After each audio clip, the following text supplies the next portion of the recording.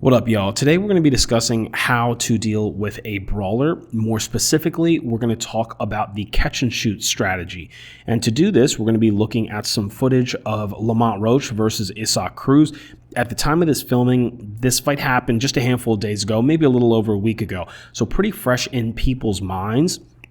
Now, we will first discuss the catch and shoot, but afterwards, I highly suggest you guys stay tuned for after we are done, because afterwards I'm going to share a detail.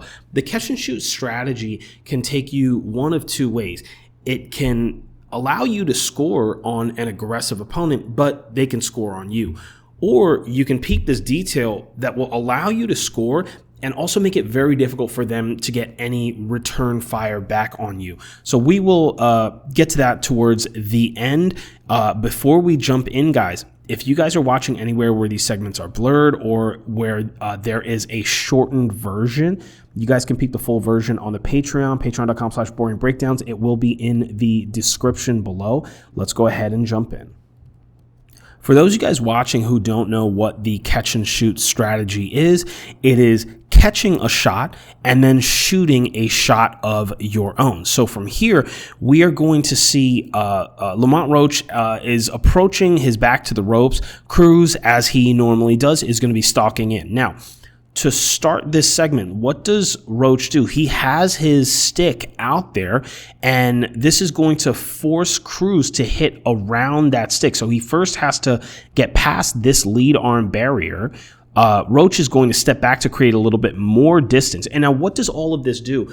Again, those of you guys who have watched my work know I talk so much about the importance of that lead hand, because the more distance you have from the opponent, the easier it will be for you to see that shot coming. So we're going to see Roach now on the ropes. Cruz is still stalking forward. He's going to use that big brother lead arm. Those of y'all who don't know what that big brother lead arm is, if you guys have had bigger brothers who've held their arm like this on your forehead and you're trying to swing at them, but obviously they're quite a bit longer than you, so you can't reach them. So you got that big brother lead arm out there. And let's go ahead and pull this back one time. We'll see what happens from that lead arm work. And again, understand, Roach has that extra distance. So from here, with that extra distance, Cruz has to get inside of that glove first. He is going to throw that body shot. Roach is going to tuck that rear elbow. Looks like it kind of skates a little bit off the elbow, but doesn't land completely clean. And now from here, look at all of this open area. So Roach more or less caught that shot, and he can let his short right hook go. Now, this isn't the meat of the content of this study, but let's go ahead and look at where this goes from here. Roach is going to exit out. Look at how he switches strategies. He doesn't always just stay with this catch and shoot. Now he's going to see Cruz is looking to get in. He throws that jab. He's going to close that distance. And now Roach says, you know what? I'm not going to let you even get anything further off. I'm just going to lock down your punching limbs, and we're going to close all that distance and get into a clinch. Now, this part is important as well. See how the two athletes are in clinch. By the way, guys, if you guys are watching this, you guys are boxers, Muay Thai guys, kickboxers, do not relax in the clinch. Even if you know it's going to get broken up, do not relax in the clinch. What do I mean by that? Peep what Roach is doing. Did y'all not see the start of this segment, how he was on the ropes? What did he do? Look at Cruz is relaxed a little bit. Roach is going to use that time to rotate, and now who is on the ropes? Cruz is on the ropes, right? And now look at this. The ref breaks, and who is now in a better position? All Roach got to do is back up, and now he is back in the center of the ring if he chooses to. So this is super important. You want to make sure that if you guys get into clinch, especially if you are going up against someone that tends to relax when they get clinched up, use that relaxation that they're playing to rotate them, get yourself off of the ropes, and then when the ref breaks, you in a much better position. Now, I don't have a ton more to add to this segment, but I just wanted to show you guys a different angle. You see how Cruz is high guarded, looking to enter in. We see that stick out there. He got to go around that stick. And because he got to take all that time traveling around that stick, Lamont is able to simply catch. Look at all of that open space after that left body shot from Cruz. Wow, right here. He's able to clip with that right hook and start his exit. Now, let's look at this next segment here. This is going to be Cruz is going to throw that jab, and then he is going to throw his right body shot, which is going to touch just behind the elbow of Lamont. Again, looking to catch it, but again, this is a fight. Anything's going to happen. He's able to score that body shot. But again, this is essentially the previous segment, just on the opposite side. And now from here, look at this open space, and Lamont is going to turn over that real short hook. By the way, guys, this is a good time to mention those of y'all who play a ton of pad work. It's a very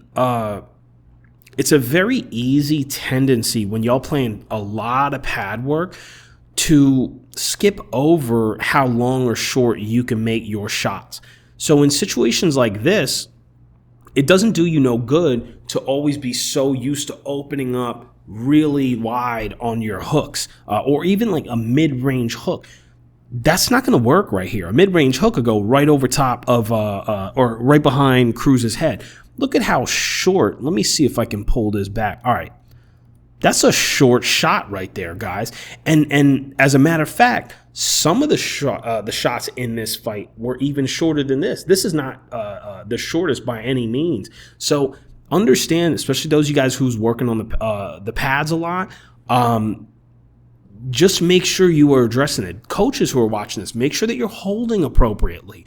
A lot more bag work, a lot more shadowboxing, a lot more sparring, drilling will develop this, and it'll be a little bit more difficult to fall into those poor habits as opposed to just a clean looking pad that's way further out away from your student.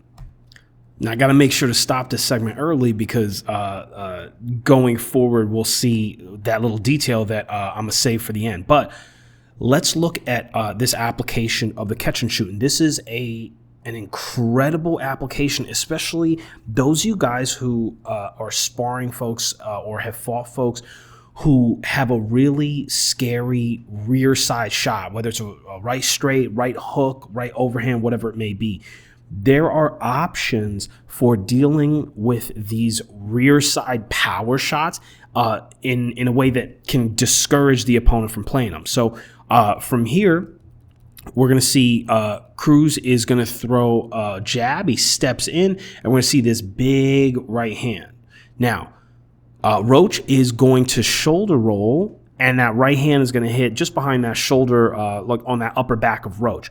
But pay attention to Cruz's positioning right here. He didn't put everything behind that right hand. Now, when you put everything behind that right hand, you're so heavily committed, and now that short right uppercut can clip. So let's check this out one more time.